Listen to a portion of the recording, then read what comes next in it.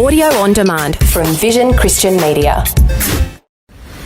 Coming up today on The Story. Day 3 she didn't wake up, and the next day she hadn't woken. And this is a person who had no basic, even reflexes had almost gone. So I went over to her, and this is a comatose person who can't move, and I whispered in her ear and I said, "Honey, if you want to go to Jesus, the kids and I are fine."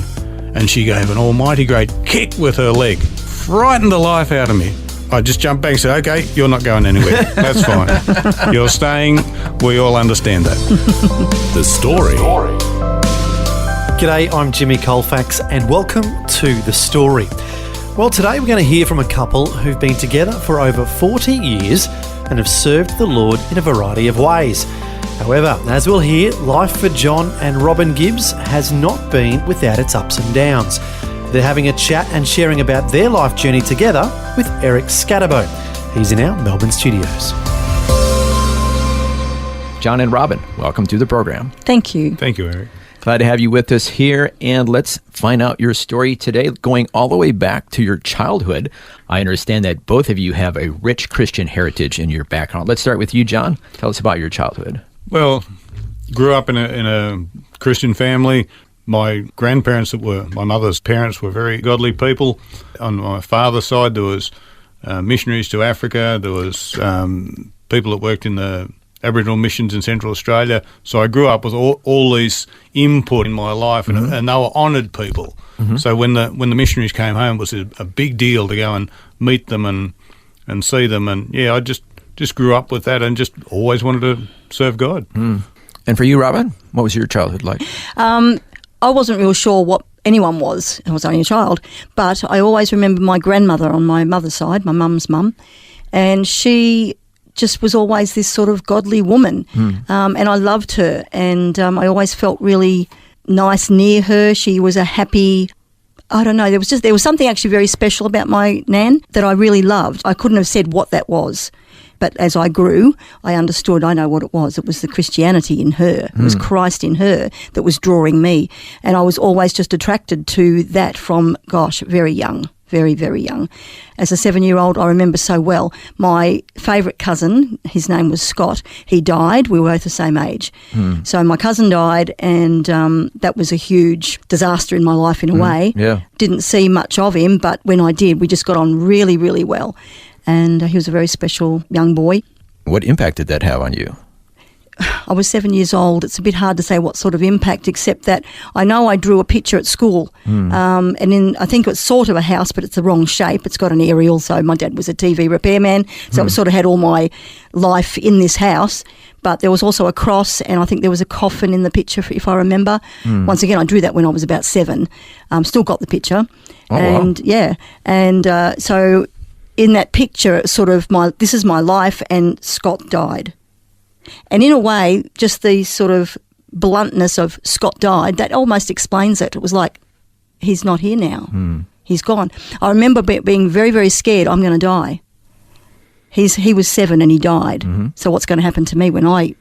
So at a young age, you're already thinking about eternity and life after death, or what happens to you after you die. Exactly. Do you think that kind of spurred you into a deeper questioning about spirituality? It probably did, but I don't recognise anything specific from that, only that I know God's been with me the whole way through. Okay, going back to you, John, what was the next milestone in your life? Going to a camp when I was, I think, about 11 or 12, and I gave my heart to the Lord. And I just remember the joy of that, and coming back home. And about the same time, when I got back to school, I was Form 1 in secondary school, and the Gideons would come around and hand out the Bibles. And I remember treasuring that. And some of the other kids threw theirs in the bin. And the horror in, why would you throw the Bible away? And to me, that was really precious. And then it was youth club, and then it was, and we had a wonderful youth club, great support from older people in the church, from the minister. It was just a great time of building, and large numbers of those kids are still walking with the Lord now, so it's awesome. So now both of you became Christians at a very young age, but there was more of a desire than that. You wanted to take it the next step in your spiritual growth. Yeah. When I was 11, again, our Sunday school teacher, I still remember sitting around the table, about 6 or 8 of us boys, and he said, "What do you want to be when you grow up?" And that all went around. They want to be policemen and firemen and pilots and all the rest of it. And they come around to me, I was the last in line. And I said, I want to be a missionary. And they all laughed at me. So did you even know about missionaries? Oh, well, of course you had that heritage. Yeah, that's right. Yeah. Okay. So that was in your thinking. Yeah. And you had great role models of what that was like.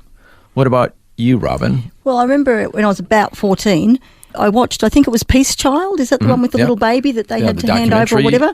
Yeah, and I was quite taken with that movie, and I think I really wanted to somehow work. I didn't have the words, I want to be a missionary, but I want to work with these little black children. I want to work with black people. I want to do something like this. And if I remember correctly, the documentary Peace Child is about a missionary in Papua New Guinea. Is that correct? I can't remember, Yeah, I but think so. possibly. I Yeah. believe so. So that had a huge impact on your life. Yeah. Let's fast forward to when did the two of you finally meet? Youth group. Good old youth group. Yeah. And where was this? In Benalla. In Benalla, 1975. And, we were just kids at youth group. How old were you? I was 18. Robyn was 16. We fell in love and got married 15 months later. Now, did you know, before we get to your marriage, did you kind of know that both of you were very serious about your faith in the Lord? I certainly knew I was serious about mine. What I understood of it, I was doing whatever. I was being me. I was doing lots of things silly and foolishly. I was doing lots of things good. A real mixture, I guess. But what And, attracted you to this guy? well, on one of our youth group snow trips, we were on a bus heading out to the snow, so about a 2-hour journey. And I was sitting in about the middle of the bus, and I turned around towards the back. Don't know why even. Once again, I was probably 16, I think. And so I turned around and I saw this lovely looking young man, and I turned back and thought, wow, he's really nice. Oh, he was sitting with his girlfriend. Oh. And it wasn't me at the time. John, maybe you can help us out here. Yeah, I had another girlfriend at the time, but that... Now it's all coming out. Oh, yeah. and that ended, and then I'd seen Robyn at youth group, and her devotion, she was the treasurer. And if you didn't pay your 20 cents, look out, you had Robyn after you. So I thought, wow, this is a diligent young lady. good looking to boot. So Good looking and diligent. that's it. That's how it all Nothing's changed. started. Oh, there you go, nothing's changed. So you said that you married not long after. Yeah, 15 months later we were married. And And you were only 19. And Robyn, 19, green as grass and dumb as dirt. We had no idea what we were doing. a significant part of your journey together as a couple was that not long after you met, John, you had a serious motorcycle accident. Yes.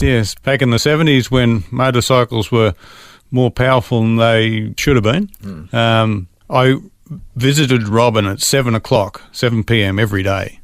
And Very diligent, just like your wife. yep, because I wasn't allowed in before 7. At 7 o'clock I was on the front door. And I left my house on the other side of town on the motorbike and checked the watch, and it was 1:45, and I thought, I've got enough time to just duck out of town. And we had a 2-mile straight stretch of bitumen we called the drag strip with no houses apart from one in the middle along that road. So it was a deserted piece of straight bitumen, and I went out there for a quick run, and at about somewhere above 100 miles an hour, the front tyre let go and spat me down the road, and I finished up landing in the drain in front of the house. And they called the ambulance and they carted me off. I didn't know any of this at the time. And then sometime in the hospital, I remember sort of waking and looking up, and then I started to float up off the bed. Oh, And I wow, thought just like the stories you hear. Yeah, I was just floating up and thinking, well, this is a bit of a trip. What's going on here? And then I got right up to the corner of the room, and I looked down and I could see myself on the table and the doctors and nurses frantically an working on me. Body experience. And I'm going, what the heck's going on here? Yeah. And then all of a sudden, I was taken away at incredible speed, and where I went, I don't know. I'm not going to stretch theology to work out where I went, but I went into this place that was perfectly, most pure white, and absolutely enveloped in pure love. You could feel waves of love just flowing through your body. It was so warm and so bright and that. Yeah. And I thought, oh, this is so beautiful. And I thought, no, Mum will be really sad and my girlfriend, but I just want to stay. It's so nice. And someone spoke. I don't remember seeing a face, but someone spoke and said, you've got to go back. And I said, no, I don't want to. It's so good here. And they said, no, you've got to go back. And then, boom, I was awake. What kind of impact do you think that had on your thinking at that point in your life? It just stretched it in all directions because for a long time I couldn't quite work out why and how, and also why me. Yeah, and then I realised because I was a little bit addicted to speed, the miles per hour speed on the motorcycle. I thought, no, I need to stop pushing the boundaries here. Yeah. One of these days the angel mightn't be on duty and I'll be in trouble. Yeah, it could be a problem.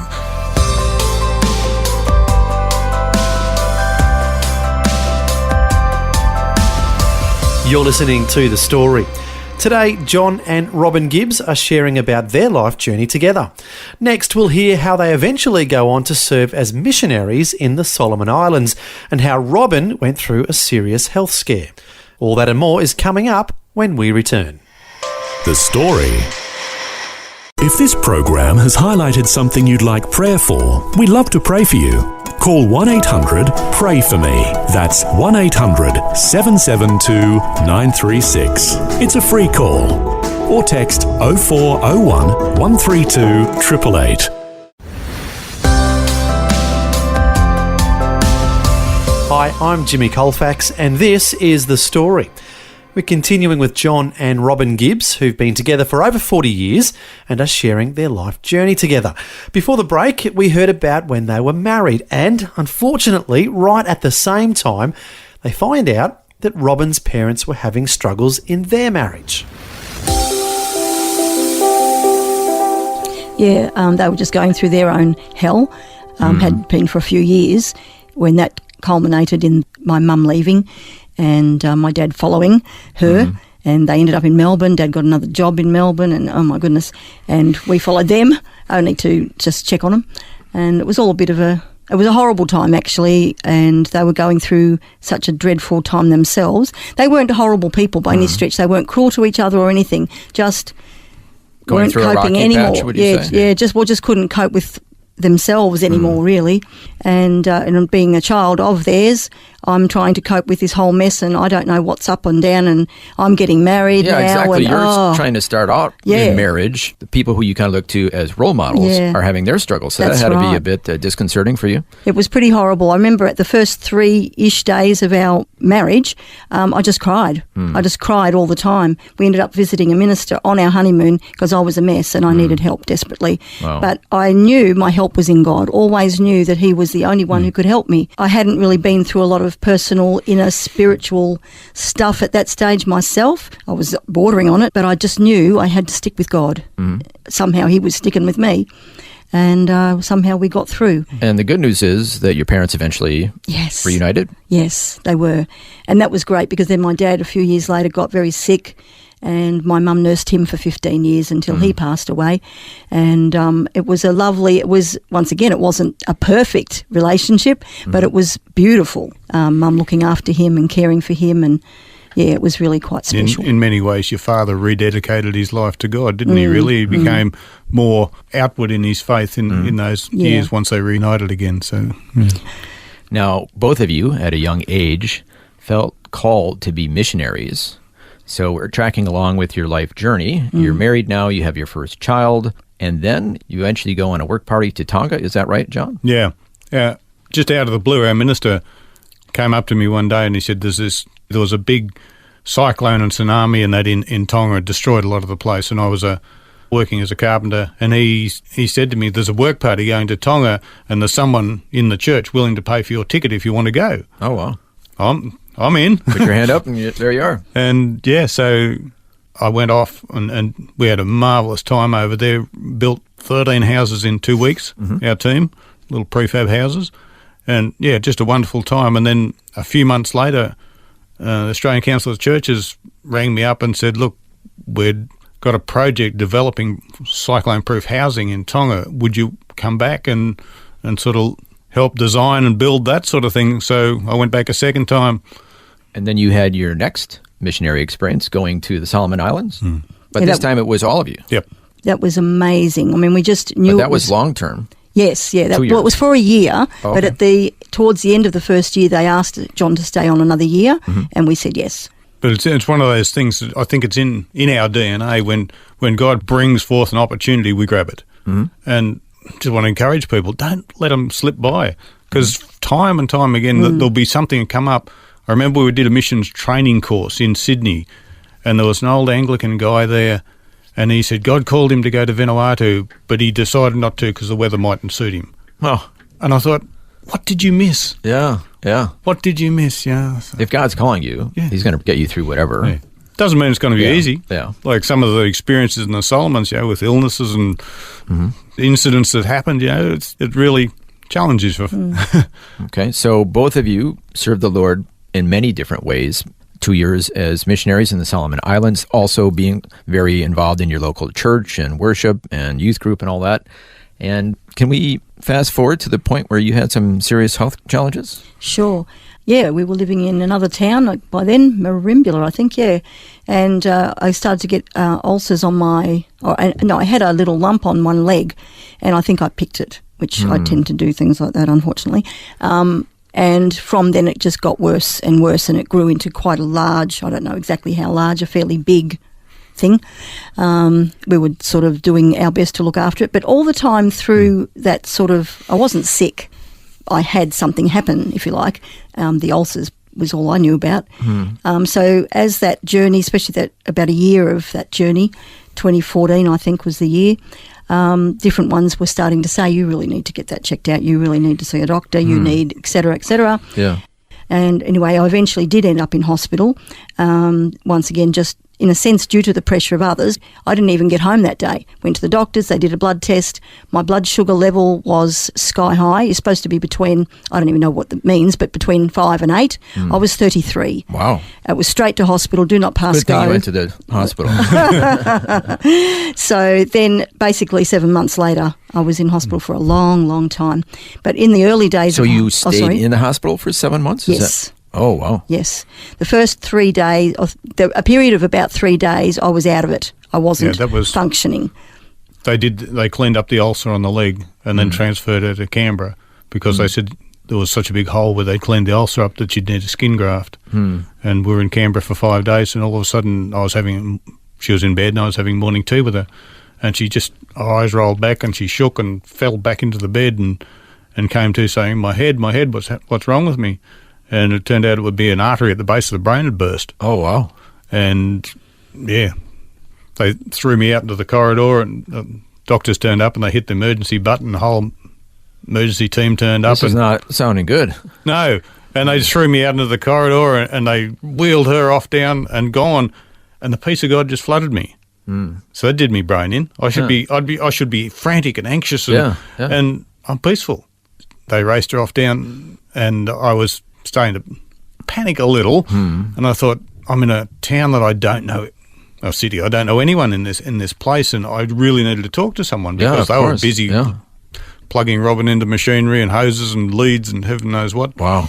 And I thought, my son works in Canberra sometimes. He was based out at Yass at the time. And I thought, I'll ring him.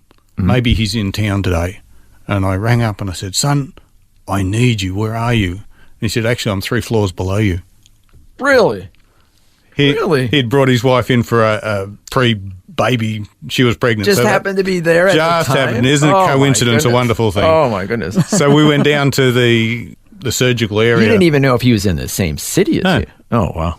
Wow. And we went down to where they were preparing Robyn for surgery, and the anaesthetist come out with a little chart and said, well, looked at Robyn and shook his head, and because she'd wasted away with the diabetes, she'd got very thin, and he just shook his head, and he said, well, 40% of people die, 30% finish up in a nursing home, and 30% get to go home. And I said, I'll have 1 in 3, but she's not going to a nursing home. And he just looked at me with a stunned look. And long and the short, they did the operation and reconnected or blocked off the leaking artery, but in the meantime, all the blood had leaked into the brain cavity, and the brain had shut down totally. And, so when the next day I come in and she's in ICU and just laying there motionless, wired to about 20 machines, and it was just incredible. And about the 3rd day, they couldn't wake her. The only thing they could do, every shift they would wake her and check her reflexes, and she'd wake for maybe a minute and just drop back to sleep that's once every 8 hours. But day 3 she didn't wake up, and the next day she hadn't hadn't woken. And this is a person who had no basic, even reflexes had almost gone, where they scraped the bottom of your foot and nothing had happened. Oh, wow. And I still had this peace. And our kids, they'd come up too, and they were just feeling this peace. And we're going, well, obviously she's dying and God's preparing us for this. So I went over to her. And this is a comatose person who can't move. And I whispered in her ear and I said, honey, if you want to go to Jesus, the kids and I are fine. And she gave an almighty great kick with her leg. Frightened the life out of me. And I just jumped back and said, okay, you're not going anywhere. That's fine. You're staying. We all understand that.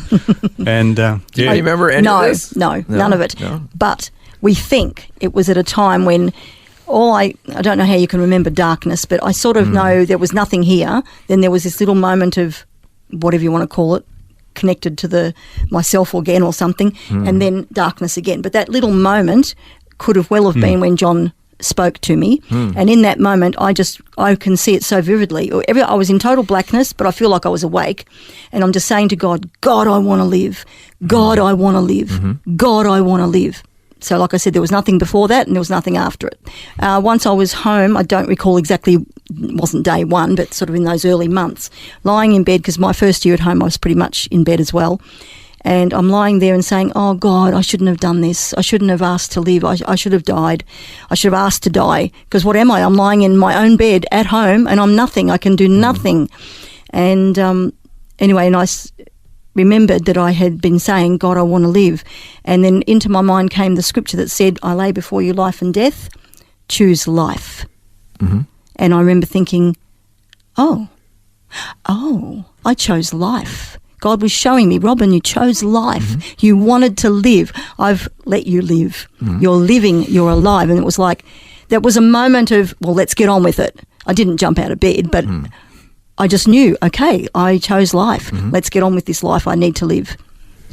And every day since day since everything went bung, it has just been this continuous, gradual increase of wellness the whole way through. And I say it's still the same today, really. That is still happening. And how long ago was that? 5 years, Five almost years 5 ago. years ago, Okay. the artery burst, yeah. But after a week in ICU, the head doctor of ICU came to me and said, we got to talk. And I thought, well, this doesn't sound good. And because I'd tested Robyn for everything, every day she was having more and more tests to try and find out what was going on, because they were convinced there was something else apart from the diabetes that they'd discovered. And the doctor came to me and said, your wife definitely has cancer. All us doctors have concurred. Your wife definitely has cancer. She is definitely dying. Call the family and prepare the funeral. Sorry. Really? Thank you very much. So, but God dropped into my spirit at that time, no, there's nothing wrong with Robyn. I just had this knowing that there's nothing wrong with it. Yes, she has diabetes. It'll run its course. She'll pick up. She'll be fine. And that's what happened. Over the next months in hospital, she just got better and better.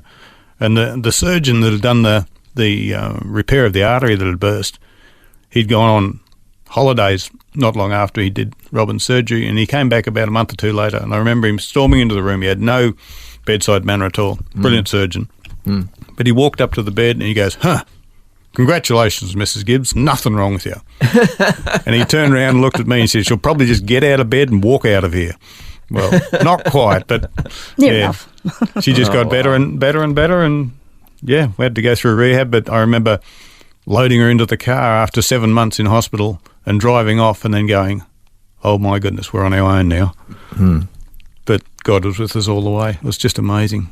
And time again, she defied the doctors' predictions, and she's got a driver's license back again, back doing most things again. Wow. Fantastic. Unfortunately, we're quickly running out of time, but we should say that you also served as missionaries in other parts of the world, and you went to Bible school and you became a pastor. Can you, in our remaining few moments, can you kind of sum up some of the service that you've had? I just felt to do Bible college training. I did it by correspondence, and we were challenged at a meeting to ask God where he would be in 12 months' time, and he said, well, Malakuta, and we didn't know much about it. Finished up, became pastors there for 8 years, and Robyn was heavily involved in all things.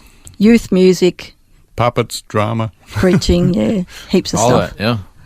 So the vision and desire that God planted in both of you at such a young age, at about 11, 12 years old, to serve him and be missionaries manifested itself in your 40s, going overseas to do missions trips, but also to serve as a pastor here in Australia. Absolutely, and it's been fantastic. Like, it's been very full. It's had its bad moments. It's had its good moments. Walking through life with God at the helm for everything is the only way to go. We've thoroughly enjoyed our life. I mean, I'm not saying it hasn't had bad moments. We've had quite a lot of bads. But overall, fantastic. I wouldn't want to do it any other way. God is everything. He is life. He's our life. Yeah, and you've got to keep God in front. Every time there's a decision, God, where do we go from here? Don't run to man. Go to God first. He may direct you to people to give you advice, but always go to God first. An incredible journey for both of you. John and Robyn Gibbs, thank you so much for sharing your story with us today. Thank you for having us. Thank you so much. That was John and Robyn Gibbs having a chat with Eric Scatterbo and reflecting on their life journey together as a couple. As we heard, they have had both wonderful times together as well as some very challenging times. As Robyn said, there was a very bleak point when she didn't know if she wanted to continue, as she had been bedridden for several months. However, a Bible verse came to her mind and gave her hope. It's from Deuteronomy chapter 30, verse 19, where the Lord says, "Today I have set before you life and death. Choose life." And that's exactly what Robyn did, and she's been on the road to recovery ever since. Well, how about you? Are you at a low point in your life and would like someone to pray with? Our prayer line is 1-800-PRAY-FOR-ME. That's 1-800-772-936. And we'd love to pray for you on that number, 1-800-772-936. Well, thanks for joining us for John and Robyn Gibbs sharing their story of over 40 years together. I'm Jimmy Colfax, encouraging you to share your story with someone today. Next time on The Story. Robyn went around to people near us and said, how about we get together and pray? And one person turned up. But the people next to us who we knew vaguely, they owned a holder house down the end of our street. And we got talking to them, and he had some religious background, but he said, yes, I'm praying. So it'd bring out the mortality of people, if you like. We don't know whether we're going to be burnt to a crisp or whether it's going to scoot past us. John and Robyn Gibbs are back as guests to share more of their story. Unfortunately, since the last time we spoke with them, they've gone through several challenges, including bushfires, lockdowns, and a car accident. We'll hear how God helped them through it all next time.